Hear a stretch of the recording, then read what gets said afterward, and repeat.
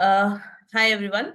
Thank you for joining us today. So today we will be discussing the significance of emotional intelligence in professional success. We have to understand the role of EQ in the workplace. Now, let me first discuss what exactly emotional intelligence is. Well, emotional intelligence is the ability to understand people, what motivates them, and how to work with them cooperatively with them. Basically, to the ability to understand your own emotions as well as to understand and influence the emotions of the others.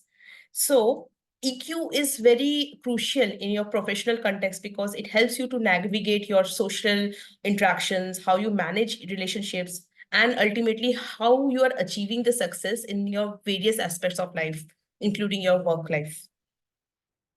Now, there are four components of an emotional intelligence that are self awareness, self regulation, social awareness, and relationship management. Now, self awareness is how you are recognizing your own emotions, your own strengths and weaknesses, and how it has an impact on others. So, like knowing what are your stress triggers and how do you manage those.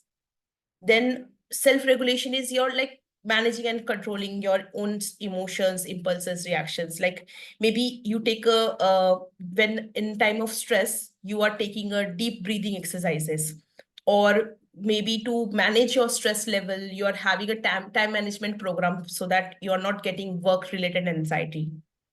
Then is your social awareness, understanding the needs, the emotions, and the perspective of others. That is also in terms of your social dynamics. Like maybe you are empathetic towards your colleagues.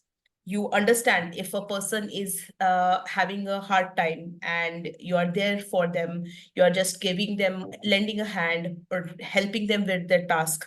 That's having a social awareness, understanding other people's emotions as well. And finally, the relationship management, how you use all of this to maintain a positive relationship, communicate efficiently, then manage, resolve conflicts, and ultimately build a collaboration to that works towards the goal and path of success together. Now, basically, to understand what is the difference between an EQ and an IQ. Well, IQ is more of your intellectual capacity. It's your cognitive abilities, whereas EQ focuses on your emotional awareness, your understanding and management of your own emotions. IQ is more of a technical skills, like your analytic skills, where it knowledge is there. Whereas EQ influences your relationships, how well you communicate, how effective is your leadership, how overall you have that success in your workplace when you are managing all this work together. A person with a high IQ will have a very high technical expertise. He'll have high analytical skills, whereas a person with high EQ will have a more effective form of communication, will have a better interpersonal relationship amongst their peers, and overall he will be having a more leadership effectiveness. So by developing both your EQ as well as IQ, you can cultivate a well-rounded and overall rounded skill set. And those competencies can help you thrive and reach your overall success and fulfillment in your life. Now, let's understand what EQ is not. It's not a fad, a technique, or a management method. It's actually an intelligence. We have to consider EQ just like an IQ. It's an intelligence. Okay. It's not about dumping your feelings on others. Okay. It's not about having those emotional problems. It's not about group hugs. It's not about being warm and fuzzy, being positive all the time. There's nothing warm and fuzzy about bitterness, right? It's also actually an emotion, and you have to handle those kind of emotions also, right? And it's definitely not about making everybody happy and saying yes to everybody. Or it's not about when you're feeling angry, you're just showing your anger to everybody and blaming on other people's that this is I'm showing my emotions. That's not what EQ is. Again, it's not about how you feel your emotions, it's how you handle those emotions. Two people can handle this, have the same emotions, but how one person handles it more intelligently makes the difference. Okay. So no two emotions can be said that one is better than the other.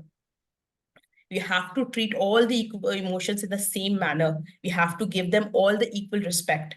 Okay. And all people have some or other form of emotional intelligence within them. It's all about those emotional decisions that you take. Okay. So if that is not EQ, then what is EQ? Well, EQ or emotional intelligence is the interaction or the combination between emotions and intelligence. It's that kind of intelligence where you're recognizing your emotions, you're expressing your emotions in a healthy manner, you're understanding yours as well as your peers' emotions, reasoning with your emotions, and finally, you're managing those emotions within yourself and others. Some common misconceptions about EQ, that EQ makes us more emotional. No, it does not make you emotional. It helps you understand your emotions better. Again, EQ is not learnable. No, EQ is one of those IQ is innate, that you are born with it. That's a birth kind of a thing. But EQ is learnable. The more you interact with people, the more you are learning their emotions. You're learning your self emotions. You're learning how to regulate them. The more you are developing your EQ quotient. Then EQ training versus other training. See, many times you feel that why the need of an EQ training? What it will help you out? Well, I have just one simple line for this, that emotions drive people and people drive success or performance. High IQ is not equal to an high EQ. A person might be very intelligent, he might be having all those analytical and knowledgeable skills, but if he's not able to handle his emotions, if he's not able to handle his interpersonal relationships, he'll not succeed well in life. So IQ and EQ are not the same thing. And having a high IQ is not having a high EQ. Then there is a gender generational bias. Always emotions are being connected with women, that women are more emotional, they have more EQ, and thus they are not very successful in businesses. Well, that's a very wrong idea, and that is one of the reason why corporates have such a glass ceiling amongst themselves, which is very prominent for women. Actually, EQ helps you understand other people's more and gives you that practice how to run that and how to ensure that you can make a person more successful by honing their emotions. Improving EQ is not about getting in touch with your feelings, though it is a part of that, but it is not just all about being in touch of in your feelings. You have to actually regulate those feelings. And emotional people have a high EQ. It's one of the biggest misconceptions, because actually emotional people have the lowest EQ. They are not able to manage their emotions. They show their emotions very easily.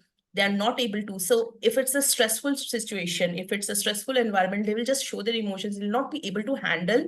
They'll not be able to grow through that and go ahead.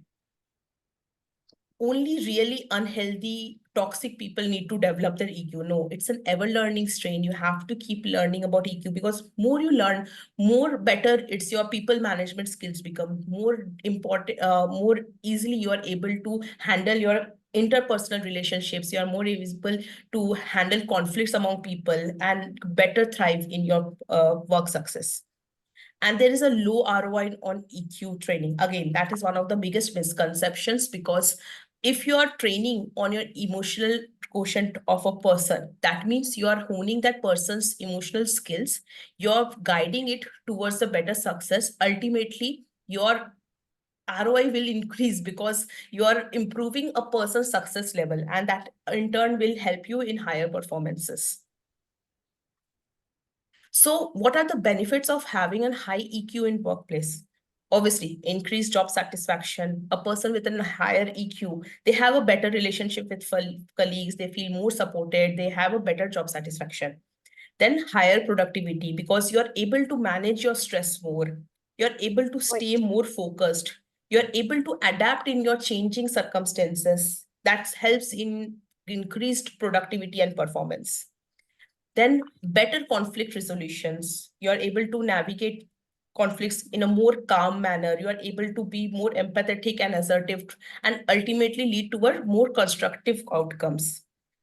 And improve teamwork and collaboration, because it gives you that trust, cooperation, and empathy among your team members, and thus making a better collaborative team efforts and higher team performances. Some of the practical uses of EQ in workplace. So people express themselves more openly and respectfully without having that fear of offending someone. Then resilience is evident, because if there is a new initiatives that has been introduced and new challenges that have been introduced, people are more resilient towards it, and they are able to accept those changes in a more fruitful manner when there's a higher EQ in your workplace.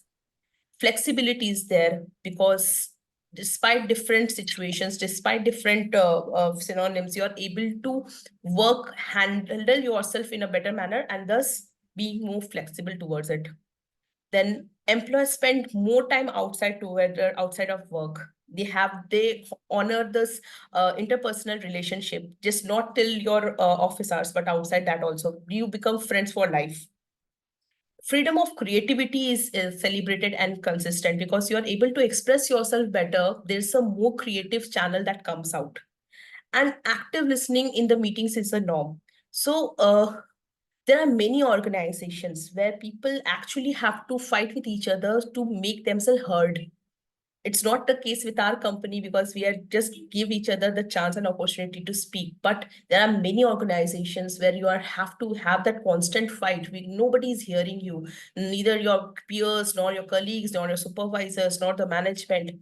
Having EQ in such environment helps you, because there's the active listening process comes, and people are getting more heard. And finally, employees will find that compassionate ear when they have bad days, because everybody has those bad days. Always, we can't work at the same cycle. So being a little compassionate goes a long way. How you develop your EQ? Well, there are few strategies to develop your emotional intelligence. That is practicing self-awareness, self-regulation, relationship management. How? Via practicing and self-reflection. Now, how do you practice this self-reflection and mindfulness? You have to take that time for your own thoughts, your own behaviors, your own emotions, and then understand how it is impacting others. How are your emotions, your behaviors impacting other person's emotions and behaviors? And this mindful exerciseness will give you that present moment awareness, will be more present in the moment kind of person, and you will have a much more emotional regulation. You'll just not burst out. Just because somebody said something to you, you'll not burst out. You'll be able to understand what other person's words can impact, or how you can let those words impact you. Then seeking that feedback and learning experiences, like maybe you seek the feedback from your colleagues, your mentors, your supervisors, and try to understand what your strengths are, what your weaknesses are, what your areas of improvements are, and understand how your past learnings, and just reflect from your past learnings and experiences, and see how those success and failures came along, and how you can learn from them, go in a long way. So there are few examples of this emotional intelligence movies. Hopefully most of you have seen these movies. If not, please do take that time out for yourself, so that you can watch this movie, because these are very beautiful movies. Like Inside Out. Inside Out is a Pixar cartoon movie where there are emotions, there are characters with the names of emotions, and how they impact the decisions in a person's life, that has been showed. Then In a Pursuit of Happiness is another very touching movie. A person is actually went down to the lowest of lows. He has gone through his lowest of lows, bad days ever. But he did not let those emotions drown down even further, but rather he just gathered himself up and moved up the climbed the ladder, and finally got that success. And over here, its success is all about the happiness, how he derived his happiness out of it. Then E.T. It's the original Koi Mil Gaya movie.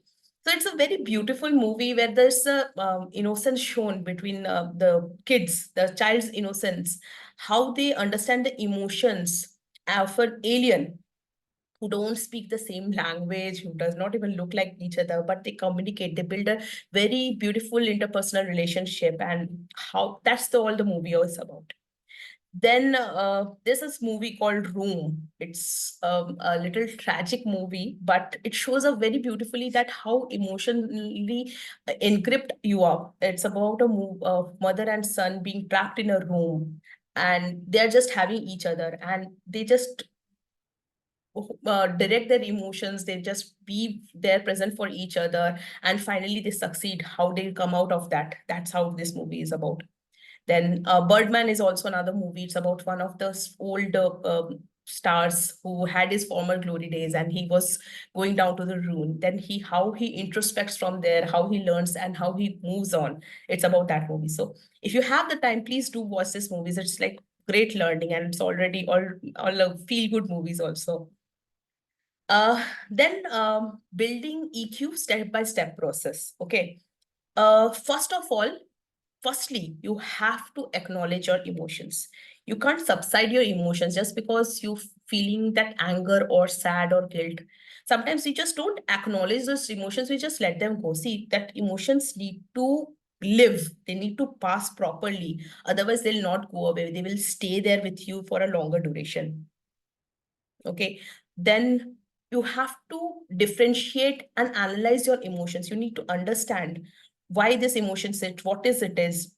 If there's a certain emotion, what is the root cause of that? You have to accept and appreciate those emotions, be it a good emotion or a bad emotion. You have to accept and appreciate all your emotions. And then you reflect your emotions and find out their origin. So there's this common conception. You keep on asking yourself why, till the time there is no more why ka answer. Once you reach the original why, that's when you understand that this is the origin of your emotion. This is why the exactly thing happened. Okay, that's how you come to the root cause of your emotions. Then how you handle them, how you don't let those emotions overpower you, how you let it pass. And finally, once you're able to handle your own emotions, then you can handle the emotions of others also. So there's a small video. I have shared the link at the end of this.